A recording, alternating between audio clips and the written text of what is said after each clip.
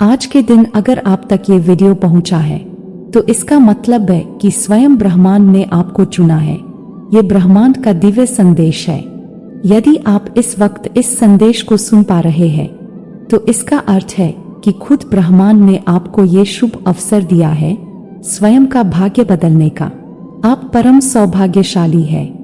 ब्रह्मांड आपको अपने इस संदेश के माध्यम से यह बताना चाहते हैं, तुम अपनी सभी चिंताओं का त्याग कर दो, क्योंकि जल्द ही तुम्हारे साथ एक खूबसूरत सा रिश्ता जुड़ने वाला है।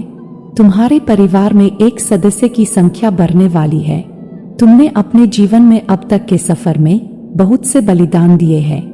जीवन में चंद खुशियों को हासिल करने के लिए तुमने अपनी बड़ी से बड़ी इच्छा का त्याग किया है।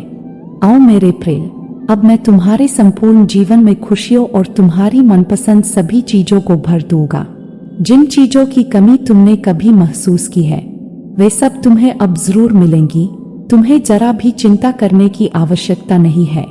कोई परेशानी अब तुम्हें परेशान नहीं करेगी। एक खूबसूरत सा संबंध जुड़ेगा तुम्हारे जीवन में और तुम अचानक से आगे बढ़ जाओगे। तुम्हें अपनी काबिलियत और अपनी विशेषताओं को समझने का सही समय आ गया है। तुम इसी क्षण से अपने जीवन को उत्साह से भर दो।